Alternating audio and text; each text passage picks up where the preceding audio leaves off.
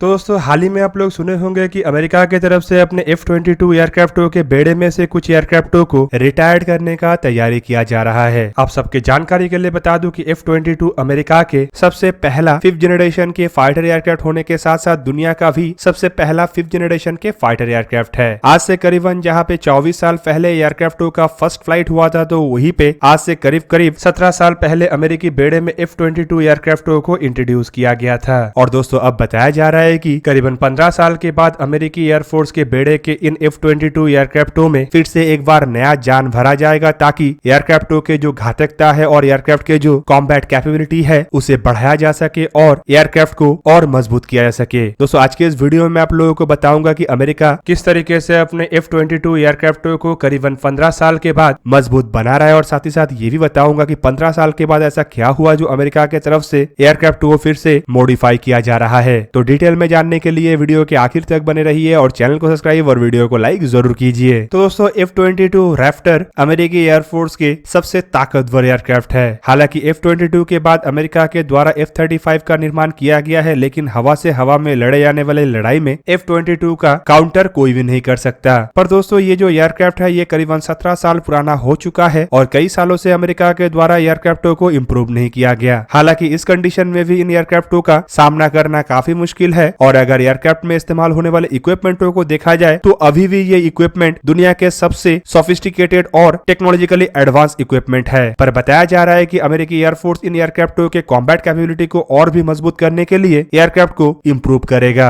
और दोस्तों इम्प्रूवमेंट के तहत ये भी बताया जा रहा है कि एयरक्राफ्ट के एक्सटर्नल पोर्ट से शुरू करके एयरक्राफ्ट में नया मिसाइल को लगाया जाएगा, और साथ ही साथ एयरक्राफ्ट में एक रोबोस्ट इलेक्ट्रॉनिक वॉरफेयर कैपेबिलिटी को भी जोड़ा जाएगा। और इस परिवर्तन के साथ अमेरिका के द्वारा एक्सपेक्ट किया जा रहा है कि एयरक्राफ्टों के मदद से अमेरिका के जो कॉम्बैट कैपेबिलिटी है उसे और मजबूत किया जा सकेगा। हालांकि दोस्तों एयरक्राफ्ट में और क्या क्या तब्दीली किया जाएगा इसके बारे में अब तक कोई ज्यादा जानकारी नहीं है, लेकिन कुछ दिन पहले अमेरिकी बजट 2023 में एयरक्राफ्टों के अपग्रेडेशन के कुछ डिटेल को पब्लिक किया गया था। दोस्तों अप्रैल महीने के अंत में एडमिरल मार्क कैली के द्वारा, जो कि यूएस एयरफोर्स के कॉम्बैट कमांड का कमांडर है, उनके तरफ से सोशल मीडिया में एक पोस्ट करते हुए जानकारी दिया गया था कि इम्प्रूव रैप्टर एयरक्राफ्ट कैसा दिखेगा। इवन दोस्तों उनके तरफ से एक छोटा मोटा कंपैरिजन करते हुए इम्प्रूव रैप्टर एयरक्राफ्टों को NGDA मतलब अमेरिका के नेक्स्ट जनरेशन एयर डोमिनेंस एयरक्राफ्टों के साथ मिलाने का भी प्रयास किया गया। दोस्तों F-22 एयरक्राफ्टों में इस्तेमाल होने वाले एक्सटर्नल पोर्ट्स असल में एक ऐसा इक्विपमेंट होता है जो एयरक्राफ्टों के लिए कंप्यूटर जनरेटेड इमेज को जनरेट करता है। हाल ही में ही इटली के एक एनालिस्ट के द्वारा आर्टिकल में एक F-22 एयरक्राफ्ट के लिफ्ट ऑफ टेस्ट को दिखाया गया, जहाँ पे एयरक्राफ्ट में एक नया पॉड लगा हुआ देखा जा सकता है। और ये भी बताया जा रहा है कि इन नए पॉडों को लगाने का काम अमेरिकी एयरफोर्स के नंबर 42 फैक्ट्री, जो कि कैलिफोर्निया में हो, वहां पे ही इस साल से शुरू हुआ है। दोस्तों दावा किया जा रहा है कि इस पॉड को इस तरीके से शेप दिया गया है कि ये एयरक्राफ्ट के रडार क्रॉस सेक्शन को भी रिड्यूस कर सकता है और साथ ही साथ एयर ड्रैग को भी कम कर सकता है। मतलब पहले के पॉड के मुकाबले में ये जो नया पॉड है ये एयरक्राफ्ट के स्टेल्थ फीचर को और मजबूत करेगा। हालांकि ये जानना पॉसिबल नहीं हो पाया कि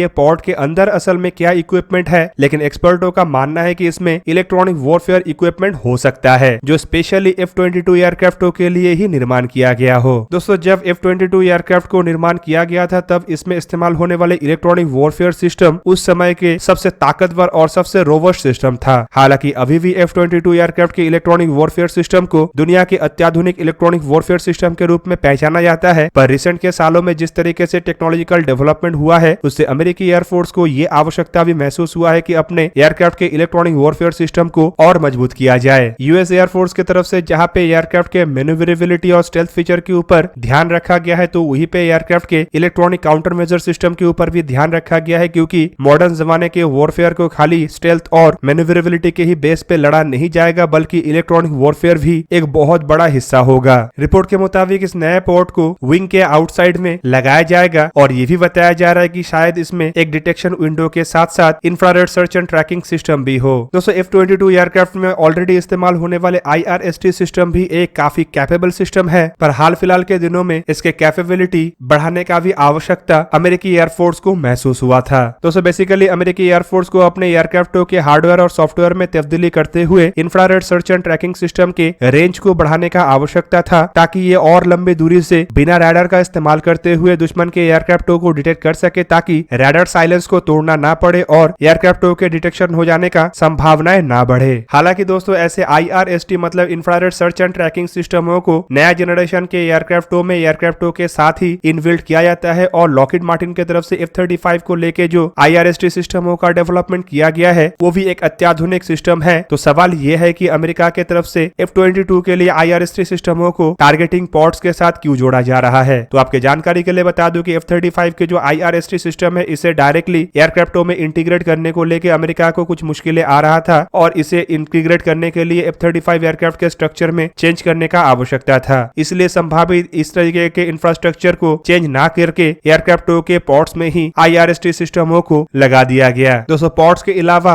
और एक बड़ा खुलासा हुआ है एयरक्राफ्टों में इस्तेमाल होने वाले हेलमेट माउंटिंग डिस्प्ले को लेके। दोस्तों हाल फिलहाल में अमेरिका के तरफ से कुछ अत्याधुनिक हेलमेट माउंटिंग डिस्प्ले का निर्माण किया गया है जो एयरक्राफ्टों के कैपेबिलिटी और एयरक्राफ्टों के एमिंग और मजबूत करता है। रिपोर्ट के मुताबिक अमेरिकी एयरफोर्स के F-35 एयरक्राफ्टों के लिए बनाया हुआ हेलमेट माउंटिंग डिस्प्ले के कैपेबिलिटी को ही देखते हुए F-22 के बेड़े को भी इस तरीके के सिमिलर कैपेबिलिटी वाले हेलमेट माउंटिंग डिस्प्ले से लैस किया जा रहा है। हालांकि दोस्तों इसके अलावा कुछ दिन पहले अमेरिकी एयरफोर्स के एक वरिष्ठ अधिकारी की तरफ से F-22 एयरक्राफ्ट के एक फोटो को पब्लिक किया गया था जहां से पता चला कि एयरक्राफ्टों के लिए एक नया मिसाइल का भी डेवलपमेंट किया गया है और फिलहाल एयरक्राफ्टों में इन मिसाइलों को इंटीग्रेट भी किया जा रहा है। रिपोर्ट के मुताबिक ये नया मिसाइल अमेरिका के beyond visual range air to air missile के संपूर्ण कॉन्सेप्ट को ही तब्दील कर देगा। आपके जानकारी के लिए बता दूं कि अब तक अमेरिकी एयरफोर्स के सबसे ताकतवर beyond visual range air to air missile असल में M120D AMRAAM मिसाइल था जिसका रेंज करीब करीब 160 किलोमीटर है और करीबन ये मार्क 4 के रफ्तार से दुश्मन का पीछा कर सकता है। वहीं पे दोस्तों इन मिसाइलों में कई तरीके की खामियां हैं और मॉडर्न वॉरफेयर को ये मिसाइल टैकल नहीं कर सकता। एग्जाम्पल के रूप में पाकिस्तान के M120C मिसाइलों को ही देख ले जिन्हें पाकिस्तानी एयरफोर्स की तरफ से इंडिया के सुखोई 30 MKI के ऊपर दागा गया था लेकिन मजबूत इलेक्ट्रॉनिक वॉरफेयर के कारण ना मिसाइल सुखोई 30 MKI को टारगेट बना पाया और ना ही कोई काम कर सका। वहीं पे दोस्तों मिसाइलों के ये पुराने फीचर को देखते हुए अमेरिका के द्वारा अपने बेड़े के M120 मिसाइलों को संपूर्ण रूप से M260 JATM से रिप्लेस करने का तैयारी किया जा रहा है। और दोस्तों बताया जा रहा है कि इन मिसाइलों को पहली बार अमेरिकी F-22 एयरक्राफ्टों में ही इंटीग्रेट किया गया है और F-22 अब इन मिसाइलों के साथ और अधिक ताकतवर होगा। हालांकि ये कहीं पे जानकारी नहीं दिया गया है कि क्या संपूर्ण F-22 एयरक्राफ्टों के बेड़े में ही M260 मिसाइलों को इंटीग्रेट कर दिया गया है या फिर कुछ ही एयरक्राफ्टों में इसे इंटीग्रेट करके टेस्ट किया जा रहा है। M260 मिसाइलों को लेकर आपके जानकारी के लिए बता दूं कि ये भी लॉकहीड मार्टिन कंपनी की तरफ से ही निर्माण किया जा रहा है और रिपोर्ट के मुताबिक इसका रेंज 200 किलोमीटर तक होगा और ये मार्क 5 के रफ्तार से दुश्मन का पीछा कर सकेगा। रिपोर्ट के मुताबिक इन मिसाइलों को F-22 के अलावा F-35 लाइटनिंग 2 और F/A-18E/F सुपर हॉर्नेट जैसे एयरक्राफ्टों में इस्तेमाल किया जाएगा। दोस्तों अमेरिका के पास दुनिया के सबसे बेहतरीन फाइटर एयरक्राफ्ट होने के बावजूद एयरक्राफ्ट में इस्तेमाल होने वाले एयर टू एयर मिसाइलों के मामले में अमेरिका अब तक पीछे था।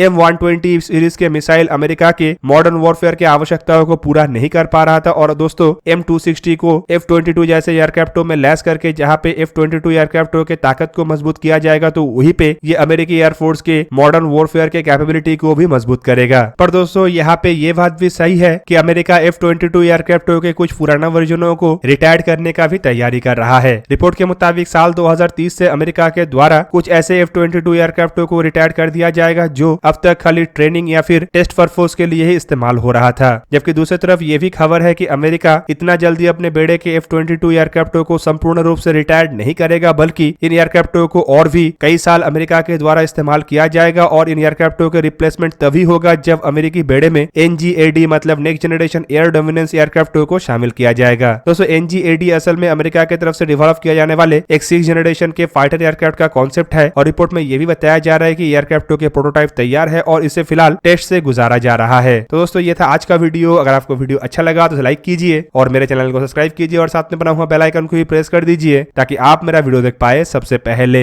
जय हिंद।